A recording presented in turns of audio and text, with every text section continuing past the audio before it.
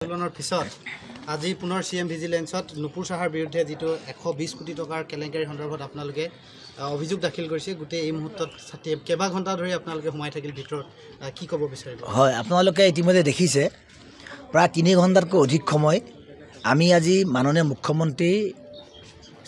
ভিজিলেন্সত প্ৰায় 3 ঘণ্টা সময় আমি তেওঁলোকৰ লগত বিষয়টো আলোচনা কৰিলোঁ আসলে আমি অভিযোগ দাখিল কৰিবলৈ আহিছিলোঁ অভিযোগ দাখিল কৰিবলৈ অহাৰ পিছত আমাৰ মাননীয় আৰক্ষী অধীক্ষক ৰজি কলিতা মহোদয় গোটেই বিষয়টো আমাৰ পৰা অৱগত হোৱাৰ পিছত বিষয়টোৰ যি গুৰুত্ব আৰু চৰকাৰী ধনৰ যি মানে আপোনাৰ গুৰুক ৰাখে গিলি খোৱাৰ যিটো ধৰক মানে প্ৰক্ৰিয়া চলিছে ইয়াৰ মানে গুৰুত্বৰ গভীৰতা উপলব্ধি কৰি লগে লগে তাৎক্ষণিকভাৱে বিষয়া পৰ্যায়ৰ তেওঁলোকৰ যিসকল বিষয়া আছে তেওঁলোকৰ আমাৰ লগত আলোচনা কৰি SP বাইদেউ নিজে আমাৰ লগত গোটেই বিষয়টো পুংখানুপুংখভাৱে আলোচনা কৰি কেনেদৰে এই দুৰ্নীতি কেলেংকাৰী সংঘটিত হৈছে আৰু এই দুৰ্নীতি কেলেংকাৰী অন্তৰ্গত ডাইৰেক্টৰ ঠিকাদাৰ আৰু যিসকল আছে সকলোৰে বিষয়ে পুংখানুপুংখ বিস্তৃত আলোচনা কৰাৰ অন্তত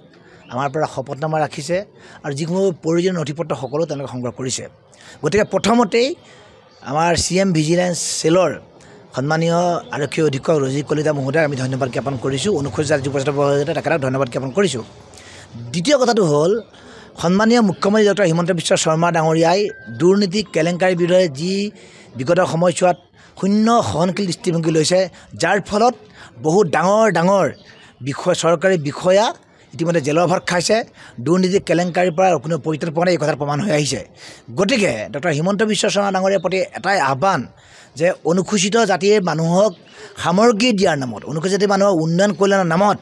সঞ্চালিকা কুলসী নাথ আৰু দুৰ্নীতিগ্ৰস্ত ঠিকাদাৰ নুপুৰ চাহাই যেনেকৈ কোটি টকা ভক্ষণ কৰিছে ইয়াৰ বিচাৰ হ'ব লাগিব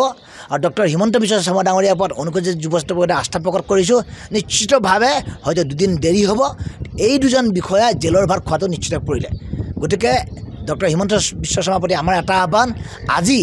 যোৱাকালি আমি ডাইৰেক্টৰ অফিচ ঘেৰাও কৰাৰ পিছত আজি আমি তথ্য প্ৰমাণসহ ঠিকাদাৰ নুপুৰ চাহা SC ৱেলফেয়াৰ ডাইৰেক্টৰ আমাৰ কুলসী নাথৰ বিৰুদ্ধে অভিযোগ দাখিল কৰিছোঁ এজাহাৰ দিছোঁ গতিকে এই এজাহাৰৰ ভিত্তিত এতিয়া মুখ্যমন্ত্ৰী ডাঙৰীয়াৰ দায়িত্বটো হ'ল যে বিষয়াসকলক যিসকল মুখ্যমন্ত্ৰী চেলৰ বিষয়া তেওঁলোকক নিৰ্দেশ দিব লাগে তেওঁলোকক দায়িত্ব দিব লাগে আৰু শীঘ্ৰে ঘৰে গৈ বেনিফিচিয়াৰীসকলৰ লগত ঘৰে গৈ পেলাই তেওঁলোকে কথা বতৰা পাতিব লাগে ডকুমেণ্টছ ল'ব লাগে আৰু গোটেই ঠিকা কেনেকৈ নুপুৰ চাহাৰ L1 ঠিকাদাৰ হ'ল কেনেকৈ নুপুৰ চাহাৰ MM এছ'চিয়েটছ আৰু JN ট্ৰেডিঙৰ দুৰ্নীতি কেলেংকাৰীৰে একেৰাতিৰ ভিতৰতে ভুৱা ডকুমেণ্টছ বনাই ঠিকা দিছিলে এই গোটেই কথাবিলাক তথ্য সহকাৰে উদঙাই দিব বুলি CM ভিজিলেন্সৰ ওপৰত আমাৰ আস্থা আছে আশা আছে গতিকে আমি অনুসূচিত যুৱস্থাৰ পৰিষদে এই যি সংগ্ৰাম আৰম্ভ কৰিছোঁ ইমান দিনে অনুসূচিত যুৱস্থাৰ পৰিষদে আমি নুপুৰ চাহাৰ সন্দৰ্ভত কথাটো সংবাদদাতাক কৈ আছিলোঁ আজি আমি তথ্য সহকাৰে কাৰ্যকৰী কৰিবৰ বাবে মুখ্যমন্ত্ৰী ডাঙৰীয়া আমি সহায় আগবঢ়াইছোঁ মুখ্যমন্ত্ৰী ডাঙৰীয়াৰ যি দুৰ্নীতিৰ বিৰুদ্ধে সংগ্ৰাম এই সংগ্ৰামখনক আমি আৰু সুদূৰ প্ৰসাৰী কৰিবলৈ আমাৰ অনুসূচিত জাতিৰ ওপৰত যি শোষণ চলিছে এই শোষণ মানে বন্ধ কৰিব বাবে এটা আমি তেওঁলোকক আহ্বান জনাইছোঁ দায়িত্ব মানে তেওঁলোকৰ দায়িত্বটোৰ প্ৰতি আমি এটা আস্থা প্ৰকট কৰিছোঁ গতিকে স্বাভাৱিকতে আমি আশা ৰাখিছোঁ ডক্টৰ হিমন্ত বিশ্ব শৰ্মা ডাঙৰীয়াৰ কঠোৰ নিৰ্দেশনাত পৃষ্ঠপোষকতাত আমাৰ CM ভিজিলেন্সৰ আমাৰ SSP বাইদেউ ৰজি কলিতা বাইদেউৰ প্ৰত্যক্ষ নিৰ্দেশত প্ৰত্যক্ষ নেতৃত্বত অভিযান চলিব নুপুৰ চাহা আৰু আপোনাৰ কুলসী নাথক কেতিয়া ৰেহাই দিয়া নহ'ব এইখন নিশ্চিত পৰিলে ইতিমধ্যে যিটো CCIয়ে যিহেতু নুপুৰ চাহাৰ ঘৰত ৰেড কৰিছিলে কাৰ্যালয় ৰেড কৰিছিলে সেইসমূহ বিষয় আমি তেওঁলোকৰ দৃষ্টিগোচৰ কৰিছোঁ আনহাতে আহি থকা সময়ত নুপুৰ চাহা কুলসী নাথৰ ঘৰ আৰু কাৰ্যালয় ঘেৰাও কৰি এনেকুৱা গোপন দুৰ্নীতিৰ লগত জড়িত যিবোৰ তথ্য পাতি সেইবোৰ উদ্ধাৰ কৰিবৰ বাবে আমি আহ্বান জনাইছোঁ শেষত আৰু এটা কথা কওঁ যোৱাকালি মহানগৰী দিছপুৰৰ ৰাজধানী আমাৰ মুখ্যমন্ত্ৰী হিমন্ত বিশ্ব শৰ্মা ডাঙৰীয়াৰ আৱাসগৃহৰ নাকি দূৰতে সন্মুখত নাকৰ তলতে আমি এটা অতৰ্কিতভাৱে আমি এটা পৰিকল্পিতভাৱে আন্দোলন কৰিছিলোঁ এই আন্দোলনটো কৰাৰ আমাৰ যিসমূহ ইলেক্ট্ৰনিক মাধ্যম মিডিয়া আছিলে সকলোৱে প্ৰকাশ কৰিলে সবিস্তাৰ বাতৰি প্ৰকাশ কৰাটো আমি দেখিলোঁ আৰু আমি যোৱাকালিয়ে আমাৰ যি প্ৰেছ বিবৃতি আমি বিভিন্ন আমাৰ যি ছপা মাধ্যমৰ সংবাদ মাধ্যম তেওঁলোকলৈ প্ৰেৰণ কৰিছিলোঁ কিন্তু আজি ৰাতিপুৱা যেতিয়া আমি ইংৰাজী হিন্দী অসমীয়া বেংগলী সকলোবিলাক বাতৰিকাকত পঢ়িলোঁ প্ৰায় 30খনকৈ অধিক বাতৰিকাকত চালোঁ এখন বাতৰি কাকতৰো এখন আমাৰ যোৱাকালি আন্দোলনৰ ফটো যোৱাকালি দুৰ্নীতিৰ বিৰুদ্ধে আমাৰ যি সবল প্ৰতিবাদ সংগ্ৰাম তাৰ এটা বাতৰি দুটা লাইন প্ৰকাশ নহ'লে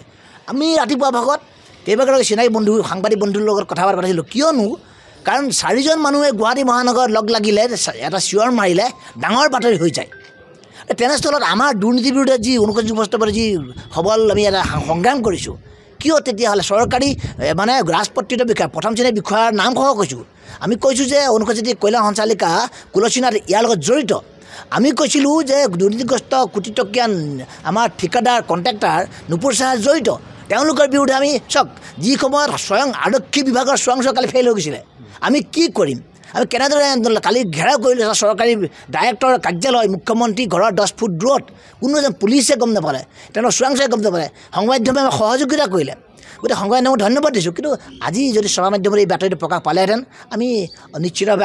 আমাৰ আৰু ভাল লাগিলেহেঁতেন ৰাইজে ভাল পালেহেঁতেন আমি আহ্বান জনাইছোঁ আহি থকা সময়ত মানে সভা মাধ্যমেই হওক আমাৰ ইলেক্ট্ৰনিক মাধ্যমে সকলোৱে যাতে এনেকুৱা ধৰণৰ দুৰ্নীতি কেলেংকাৰীৰ বিৰুদ্ধে মানে সহযোগিতা কৰে তাৰ বাবে আমি সকলোকে ধন্যবাদ জনাইছোঁ হ'ব।